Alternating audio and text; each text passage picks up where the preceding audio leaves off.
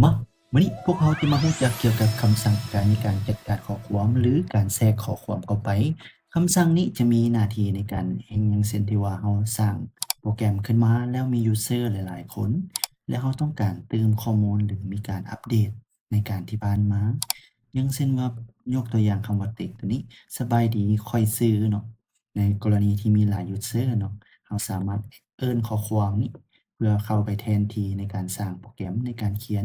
อายุเท่านี้ฟอร์แมตนี้เราจะเอามาเติมใส่ในการตัว B อย่างเช่นว่านี้ตัวนี้เราจะแสดงให้ทุกคนเห็นทั้งตัวที่เรียงลำดับและบ่เรียงลำดับ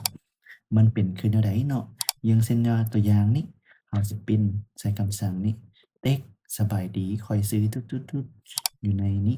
ตุ๊ดๆๆออกมานี่เราจะพิมพ์นี่ยูสเซอร์ออกมาผล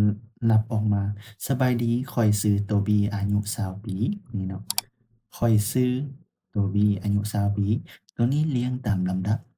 ในกรณีที่เราอยากใช้คำสั่งบ่ให้เรียงตามลำดับตัวนี้เราใช้เป็น1ตัวนี้เราใช้เป็น0เนาะหมายความว่าข้อยซื้อเราจะเอามา0ข้อยซื้อตัว B อายุ20ปีนี้เนาะเรามาเบิ่งผลลัพธ์เบิ่งข้อยซื้อตัว B อายุ20ปีตัวนี้ถือว่าเรียงลำดับถูกต้องเนาะ 0อยู่นี่ข้อยซื้อ0แม่นตัว B บัดนี้เราลองเปลี่ยนเบิ่งจากตัวนี้ใส่1เราตัวนี้เปลี่ยนเป็น0ตัวนี้เราจะเปลี่ยนเป็น1ข้อยซื้อ20ข้อยซื้อ20อายุตัว B นี่อันนี้เราเฮ็ดให้เห็นซื่อๆเนาะว่าการใช้คำสั่งที่ถูกต้องหรือผิดมันคือแนวใดแล้วมันจะเพิ่มเข้ามา